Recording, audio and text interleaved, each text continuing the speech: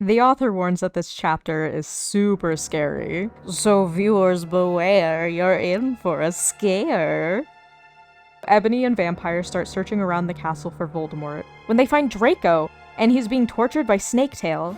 The two burst into the room and start shooting him with their gun. But then when Snaketail sees Ebony, he instantly professes his love for her, even though she's like 16. Ebony is rightfully grossed out by this, so she stabs him in the heart, and he runs around the room screeching and bleeding everywhere, and then he dies. And that's kind of how it is described in the story, which is a little bit crazy.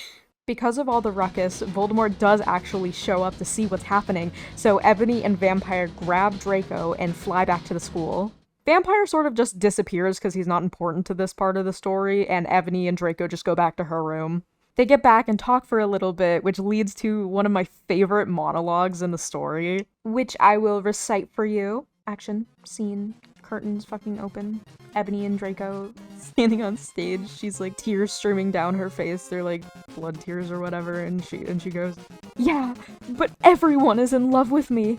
Like Snape and Lupin took a video of me naked. Hagrid said he's in love with me. Vampire likes me. Now even Snaketail is in love with me. I just want to be with you, okay, Draco? Why couldn't have Satan made me less beautiful?" I shouted angrily. "I'm too good at too many things. Why can't I just be normal? It's a fucking curse." And then Ebony runs out of the room. Draco runs out of the room after her, but Ebony kind of just like dodges him in the hallway and goes back into her room. Another iconic Ebony breakdown occurs, but she notices that it's time for biology class, so she stops that breakdown and goes. She does some advanced biology, which involves turning a bloody pentagram into a black guitar.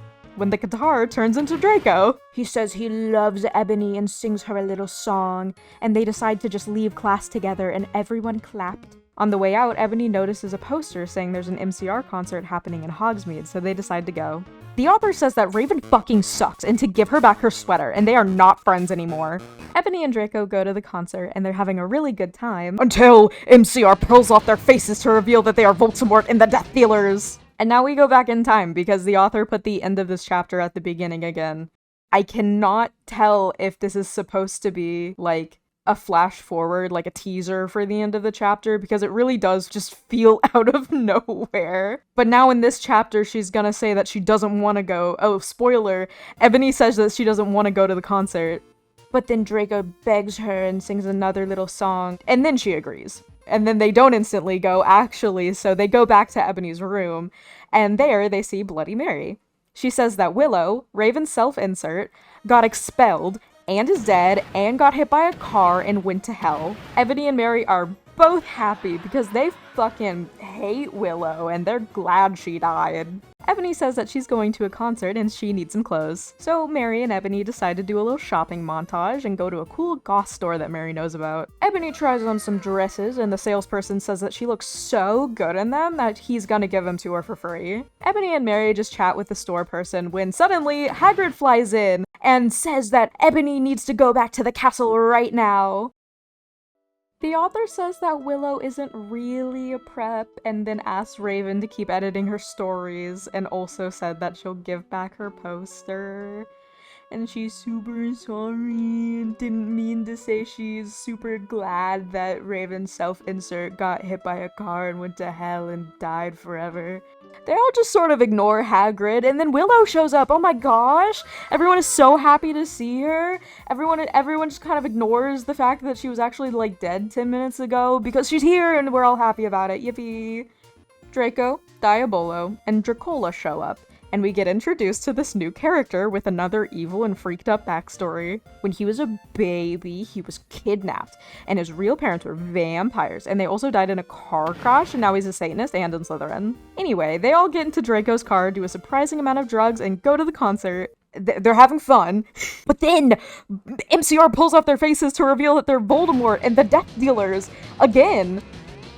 Just then, a freaking gothic wizard flies in on a broomstick and shoots a spell at Voldemort and the Death Dealers, and they all fucking get scared and run away. And he lands on the stage and looks up through his tousled hair, and it's Dumbledore? The author and Raven are friends again, and the sweater has been returned. After the concert got all freaked up, they just went home. So it's the next day. Ebony wakes up, she gets ready, she goes down to the Great Hall. But she sees that all of the walls have been painted black, and there's also poser band posters all over the walls. And then she sees Dumbledore walk in, and he is still full goth. Chapter 19. I'm not okay, I promise. All of the actual goths are seething over Dumbledore being a cringe poser, but Ebony is too busy thinking about the concert that's gonna happen tonight. Again, because the concert was postponed last night. Again, because of Voldemort and the Death Dealers. Like, this concert has been postponed so many times, I'm pretty sure MCR is just trapped in a backroom-style green room somewhere.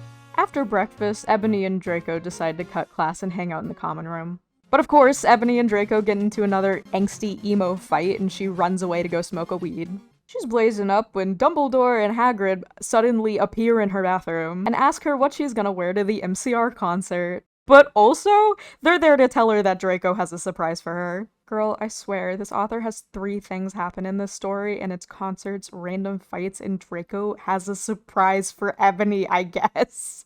The author's note says that she is going to vacation in Transylvania, so not to expect any updates for a while. For the rest of the day, Ebony is thinking what Draco's surprise will be, and so am I, because I actually don't think that we get to know what that is. There is no surprise. Sorry. Anyway, it's later that night, and Ebony is getting ready to go to the concert when she hears a knock at her door.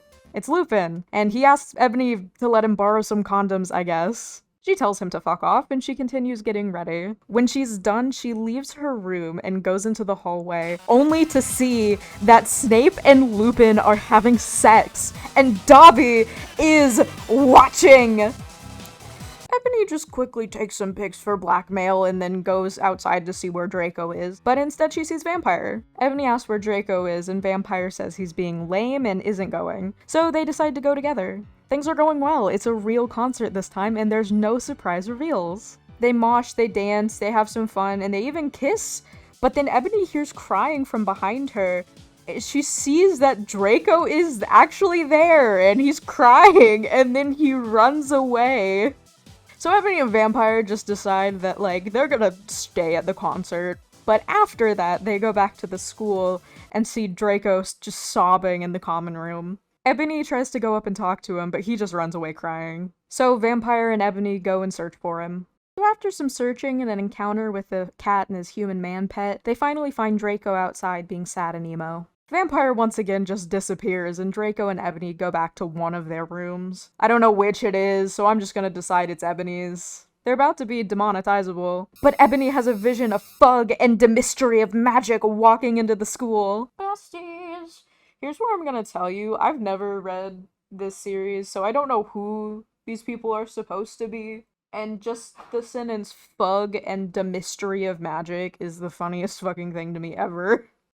Oh, time skip, it's the next day now, and Ebony wakes up and opens her coffin to see all of her friends standing around her. Bloody Mary, Vampire, Diabolo, Draco, Dracola, Willow, but also 3 new faces. Darkness, in parentheses, Ginny, Crab and Goyle. And now it is time for their evil and fucked up backstory. They are all related, and their dad was a vampire, and he was really bad, but then he died, they have depression, they're gothic, and they're in Satan Slytherin. Every, like, character in this fanfiction sort of has, like, the same deal, which is, like, evil, depressed orphan whose parents usually died in a car crash. And we don't know if Ebony has any parents, so I'm just gonna guess that she's, like, going with that trend. Ebony may also be orphan-coded. Her friends say that Dumbledore is fighting with other teachers in the Great Hall, so they woke her up to watch. They go and see Cornelia Fudge and Doris Rumbridge having a screaming match with Dumbledore. They say that Voldemort is planning on killing all of the students in the school, so they need to evacuate. Also that Dumbledore has Alzheimer's and he needs to retire. But Dumbledore says that they can't, because there's only one person in the school who is powerful enough to stop Voldemort, and her name is Ebony Darkness Dementia Raven Way. And everyone gasped. Cornelia Fudge and Doris Rumbridge storm out. All the students who are watching the fight sort of just shuffle back into the Great Hall. And then Draco and Vampire immediately argue about who gets to sit next to Ebony, and they beat each other up. When suddenly, Darth Vader flies in! He starts yelling at Ebony about how she failed the mission by not killing Vampire. So now he was going to kill her, and Vampire, and Draco if she didn't kill Vampire right now. And then he flies away. Ebony is freaking out, but then she gets a vision of Voldemort coming to kill Draco. Ebony is worried that she's getting possessed, and Bloody Mary suggests talking to Professor Sinister. Ebony has that teacher next, so she decides that's when she'll talk to her about the visions.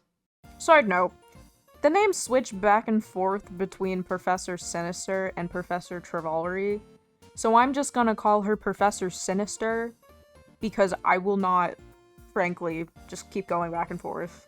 Also, this character is really confusing. I can't tell if she's supposed to be one character or another, or a mashup of both of them. So I'm just drawing her how the story describes her. A goth MILF. You're welcome. Ebony goes to talk to Professor Sinister. When she gets there, Professor Sinister dismisses her class, except for Brittany and some preps who have to stay and do work because they suck. And they get to talking. Ebony tells her about her visions and that she's scared that Draco will die.